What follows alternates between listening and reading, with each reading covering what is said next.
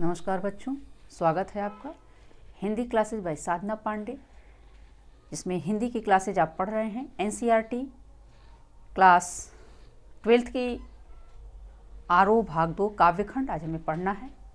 पिछले वीडियो में आपने चैप्टर नंबर 7 पढ़ चुके हैं, बादल राग। आज हमें गोस्वामी तुलसीदास जी द्वारा रचित जो उनका काव्य है उत्तर कांड से लिया गया है, कवितावली, उनकी कुछ प्रसिद्ध रचनाएं। तो कवितावली है, आपकी इस पुस्तक में दिया हुआ है और इसके बारे में क्या बताया है गोस्वामी तुलसीदास जी।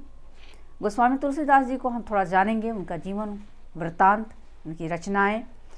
तो कहा जाता है कि गोस्वामी तुलसीदास जी सगुण भक्तिधारा के राम भक्त कवियों में श्रेष्ठ शिरोमणि कहे जाते हैं और यह जो राम भक्ति भाव में लीन रहने वाले सबसे अग्रणी और महानतम हिंदी साहित्य में अपनी भूमिका निभाने वाले कवियों में जाने जाते हैं। इनके जन्म के विषय में अगर बात करें तो इनका जन्म सन 1532 ईस्वी में बांदा जिला जो उत्तर प्रदेश में पड़ता है उसके राजापुर नामक गांव में हुआ। लेकिन इनके जन्म स्थान के विषय में अनेकों विद्वान अलग अलग मत रखते हैं, जिसमें से रामनरेश त्रिपाठी और पंडित गौरी शंकर ने इनका जन्म स्थान माना है एटा जिला। स्थान जो माना है एटा जिला के गांव है सोरो गांव, उसको मानते हैं। तो अलग अलग मतभेद है, कोई निश्चित जगह स्थान नहीं बताया गया है। और इनकी माता का नाम हुलसी, पिता का नाम आत्माराम दुबे। इनके विषय में बताया जाता है कि जब ये जन्म लिए तभी से ये राम राम बोलने लगे, राम शब्द का उच्चारण करने लगे और उनका बचपन से ही उनका नाम पड़ गया राम बोला।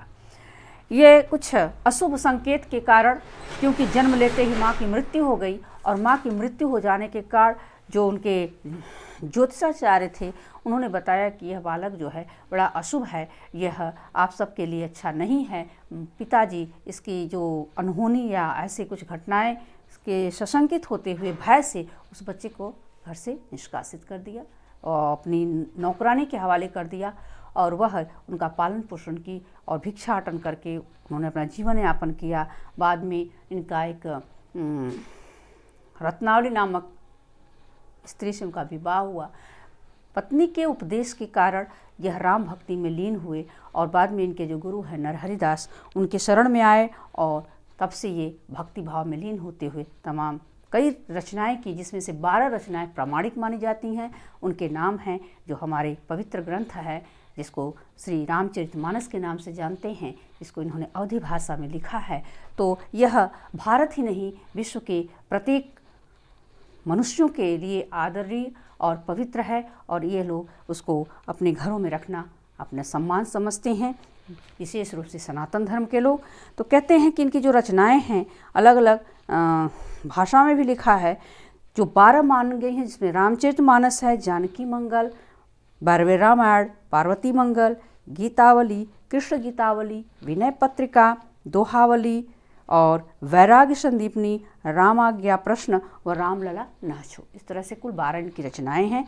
और इनकी जो संस्कृति, जो वेद वेदांगों का अध्ययन करने वाले, शास्त्र में पारंगत होने के कारण यह आदर्श समाज की स्थापना करने में और समन्वय की भावना लोगों में स्थापित करने के लिए अपने काव्यों की रचना की। इन्होंने सगुण, निर्गुण, ऊंच नीच, ज्ञान, कर्म, दर्शन आदि संस्कृति के साथ साथ वैष्णव और शैव भक्तों के समन्वय पर उन्होंने बल दिया और सबको समाज में एक जैसा मानने का इनका विचार था।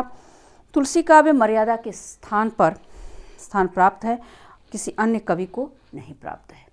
इनके काव्यों में रस, अलंकार, छंद, यहाँ तक कि ये उपमा, रूपक, उत्प्रेक्षा, श्लेष, विभावनाद, विरोधाभास इत्यादि अलंकारों का प्रयोग है।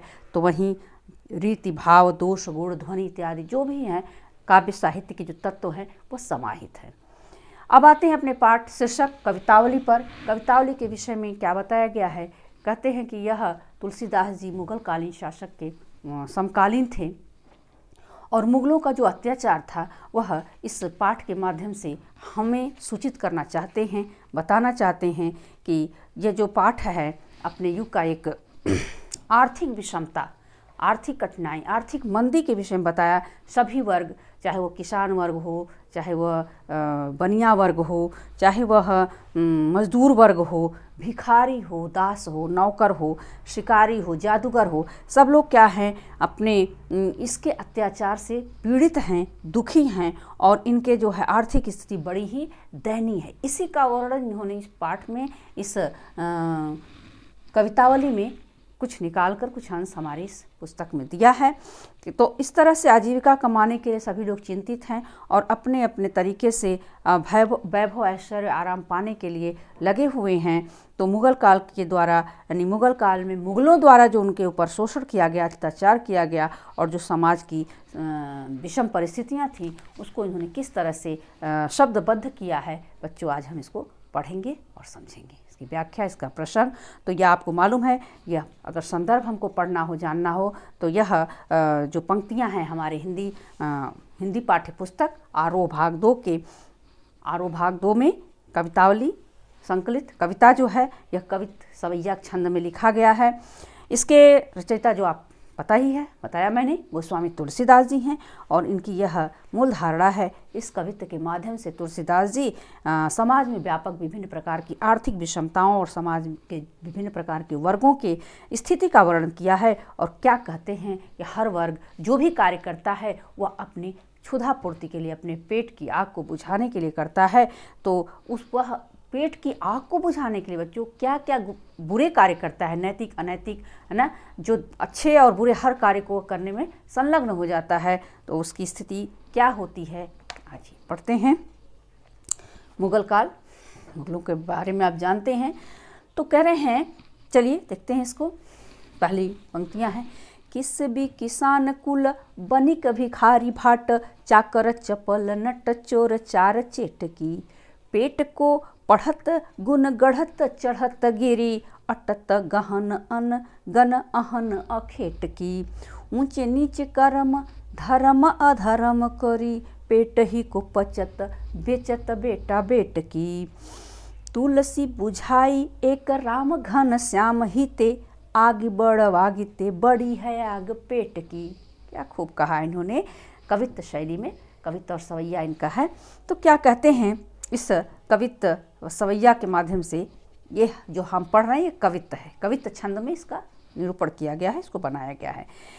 किस भी किसान कुल बनिक भिखारी, किस भी श्रमजीवी जिसको मजदूर वर्ग बोलते हैं, किसान कुल किसान वर्ग, किसान के परिवार, बनिक बनिया वर्ग, मजदूर वर्ग या श्रमिक वर्ग, किसान वर्ग, बनिया वर्ग, भिखारी भिक्षुक वर्ग, भाट जो गा बजा करके अपना जीवन यापन करने वाले को भाट बोलते हैं, चाकर नौकर चाकर, चपल नट चालाक चतुर चंचल नट जो अपने शरीर को शरीर के द्वारा कसरत करके विभिन्न प्रकार के कर्तव्य दिखाते हुए ना, तो ये नट हो गए।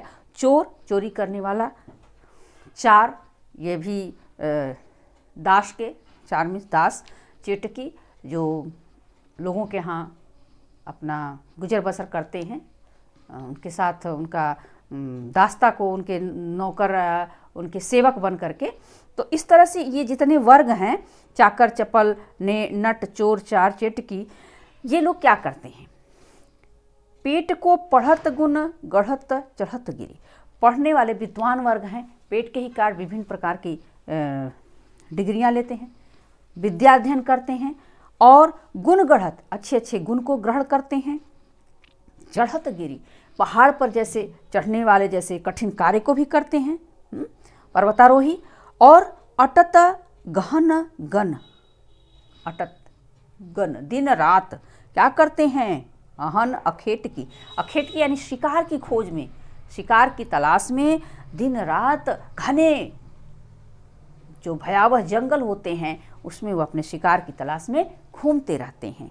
ये सभी कार्य किस लिए कर रहे हैं, अपनी क्षुधा पूर्ति के लिए कर रहे हैं, और उनके जो क्षुधा पूर्ति, उनका पेट का जो है आग है वो कभी शांत नहीं होता है। और क्या करते हैं, ऊंचे नीचे कर्म धर्म अधर्म करी, ये करते हैं ऊंचा और नीचा, छोटा और बड़ा कर्म, कर्म यानी कर्म, ऊंचे और छोटे और बड़े सभी कार्य को संपन्न करते हैं। धर्म अधर्म करे, कोई उनके कार्य धर्म के होते हैं, कोई कार्य अधर्म के, कोई नैतिक होते हैं, कोई अनैतिक, कोई कानूनी होते हैं, कोई गैर कानूनी होते हैं। तो जैसे कि बुरे कर्म, चोरी, हत्या, लूटपाट, ना, जबरदस्ती किसी के साथ अपना अधिकार आधिपत्य जमा लेना, तो इस तरह से ये पेट के कारण अपने वैभव ऐशो आराम के लिए ये सारे कार्य करते हैं। और इन्होंने क्या कहा है तुलसीदास जी ने, इतना ही नहीं, पेट ही को पचत बेचत बेटा। कुछ क्षेत्रों में, कुछ जगहों पर पेट ही के लिए अपने बेटा और बेटियों को बेच देने का जैसा घिनौना कार्य करते हैं। यहाँ तक कि वह इतने परेशान हो जाते हैं, इतनी आर्थिक विषमता, आर्थिक कठिनाई के सामने आती है कि वह मजबूर हो जाते हैं अपने बेटे और बेटियों को बेचने के लिए। विदेशों में चले जाते हैं, जो उनके नौकर और मजदूर बना करके उनको भेज दिया जाता है और उनको पैसे के रूप में पैसा उनको दे दिया जाता है। तो ऐसे कुछ क्षेत्र हैं हमारे समाज में, हमारे देश में भी। तो कह रहे हैं कि पेट ही के लिए वो इतने लाचार और मजबूर हो जाते हैं कि अपने प्यारे बच्चों को भी वह बेचने के लिए विवश हो जाते हैं। अब क्या कहते हैं तुलसीदास जी? तुलसीदास जी कहते हैं कि बुझाई एक राम घन श्याम हिते। इस पेट की आग को शांत कौन कर सकता है? इस पेट की आग को बुझा कौन सकता है? तो कह रहे हैं कि राम घन श्याम हिते। वह एक राम ही हैं। घन श्याम यानी घन यानी बादल जैसे श्याम सलोने भगवान प्रभु श्री राम ही हैं, जो आग बड़वागिते बड़ी है आग। वही बुझा सकते हैं इस बड़वाग्नि समुद्र की आग से। समुद्र में जिस प्रकार लगी आग को बादल बारिश करके शांत करता है, ठीक उसी प्रकार पेट की जो आग है, जिसको जठराग्नि कहते हैं, 3 प्रकार की आग होती है, दावाग्नि, बड़वाग्नि और जठराग्नि। यानी बड़वाग्नि समुद्र की आग, दावाग्नि जंगल की आग और जठराग्नि पेट की आग। पेट की आग से क्या तात्पर्य है? यानी भूख।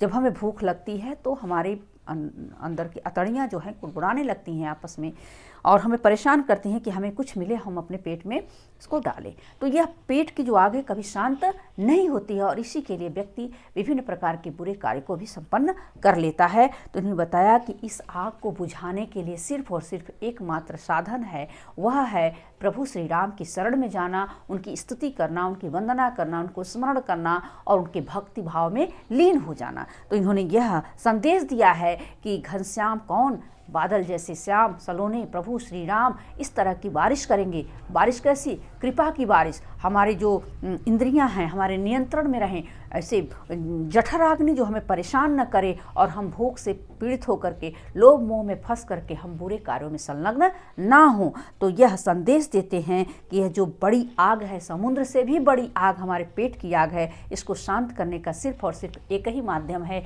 एक ही जरिया है, एक ही उपाय है, वह है प्रभु श्री राम के चरणों में समर्पित हो जाना।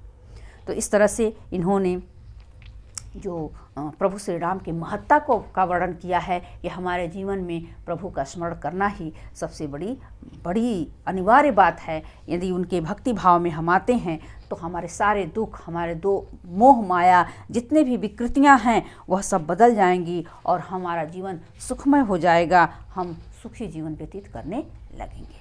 ठीक है बच्चों, तो यह हमने पढ़ा। इसमें भाव पक्ष और कला पक्ष अगर हम देखते हैं तो तुलसीदास जी क्या कहते हैं कि विडंबना है हमारे समाज की, पेट की आग सभी वर्ग के माध्यम से बड़े ही सरल तरीके से, सभी वर्ग का मतलब जो अभी आपने पढ़ा, किसान वर्ग, श्रमिक वर्ग, मजदूर वर्ग, भिखारी वर्ग, जितने लोग कारोबारी हैं, जितने काम करने वाले हैं, उन सब के माध्यम से यह सरल तरीके को बताया है कि भक्ति बल के द्वारा यानी भक्ति भाव के बल के द्वारा व्यक्ति अपनी सभी इंद्रियों पर नियंत्रण पा सकता है और भक्ति करके, किसका? प्रभु श्री राम की भक्ति करके इन सब से वह छुटकारा प्राप्त कर सकता है। ऐसा सुझाव दिया है और बताया है कि आजीविका कमाने के लिए पेट की आग के द्वारा भक्ति भाव को उजागर किया है। यानी मुगल काल में लोग जो हैं वह भक्ति से विरक्त हो रहे थे, उनमें ईश्वर की सत्ता को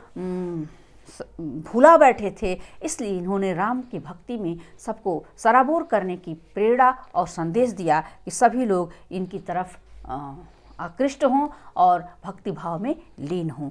और इन्होंने क्या कहा है, इसका कला पक्ष देखते हैं। ऊंच नीच धर्म अधर्म ये दोनों विरोधाभास अलंकार का प्रयोग किया है। यहाँ पर सवैया छंद का प्रयोग हुआ है और कह रहे हैं कि लगभग इनकी जो पंक्तियाँ हैं इसमें अधिकांशतः अनुप्रास अलंकार का प्रयोग हुआ है। अनुप्रास अलंकार का ये परीक्षा में आता है बच्चों, बोर्ड की परीक्षा में कला पक्ष और भाव पक्ष, तो इसको आप विशेष रूप से जानिए। और ये भी मैं बता देना चाहती हूँ आपसे कि यह जो पाठ है यह चैप्टर नंबर 8 कवितावली, या इधर आप पढ़ेंगे राम लक्ष्मण मूर्छा ना, तो ये सब बहुत बार आ चुका है, हर बार आता है और आता रहेगा। और आपकी परीक्षा में ये मोस्ट इम्पॉर्टेंट चैप्टर है। इसको बहुत ही ध्यान से, बहुत ही गहराई से, डीपली आपको पढ़ना है, जिससे कि आगामी परीक्षा में मल्टीपल चॉइस यानी वस्तुनिष्ठ प्रश्न अगर आते हैं तो बीच से आएंगे, अंदर से आएंगे, तो आप उसको आसानी से सॉल्व कर सकें, उसका उत्तर दे सकें और अपनी परीक्षा में 100% अंक प्राप्त कर सकें। यही मेरी शुभकामना है आप लोगों के लिए कि आप जो भी पढ़ें अच्छा पढ़ें और बड़ी समझदारी से पढ़ें, समझ करके हर एक शब्दों का अर्थ जानें और उस परीक्षा हाल में बैठें तो आपको किसी प्रकार की कोई परेशानी ना हो। तो ठीक बच्चों, मिलेंगे हम अगले वीडियो में।